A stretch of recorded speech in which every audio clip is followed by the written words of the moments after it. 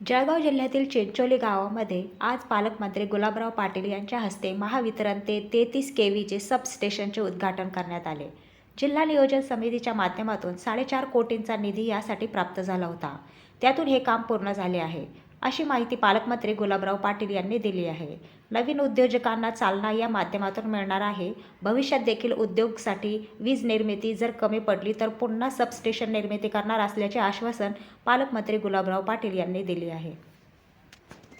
या बघा, या ठिकाणी हे केंद्र जे आहे MSCBचं, या ठिकाणी 33 केव्हीचे 2025 साली पूर्ण झालं आणि त्याच्याला जिल्हा नियोजन समितीतून याला जवळपास 4.5 कोटीच्या रुपये आसपास मंजूर झाले होते। पण या ठिकाणी हा छोटा MIDC एरिया आहे चिंचोली म्हणून, आणि त्याला उमाळा शिवारामध्ये या ठिकाणी बरेच उद्योजक या ठिकाणी आलेले आहे। तर त्यांना लाईटचा प्रॉब्लेम होत होता, त्यामुळे मुख्य अभियंता सिमुलानी साहेब यांच्याकडे आम्ही मागणी केली होती।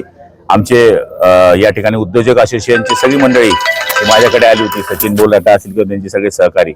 त्यामुळे त्यांच्या सगळ्या मागणीनुसार आम्ही मुलानी साहेबांकडे मागणी केल्यानंतर आज ते या ठिकाणी ट्रान्सफॉर्मर उभं राहिले। मी त्यांचे खूप आभार मानतो।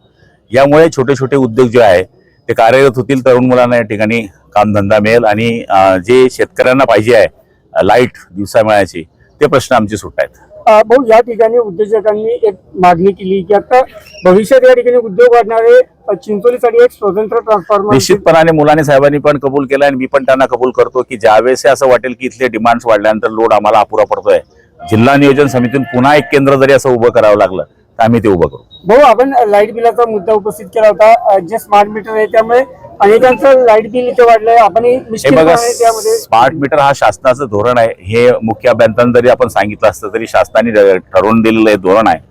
शासनाला सुद्धा आम्ही विनंती करणार आहोत की स्मार्ट मीटर जरूर बसवा, पण त्याची बिलं जी येत आहेत ती अव्वाची सव्वा आहे, त्याची सुद्धा तपासणी व्हावी, ही आम्ही विनंती माननीय मुख्यमंत्री महोदयांकडे करणार आहोत।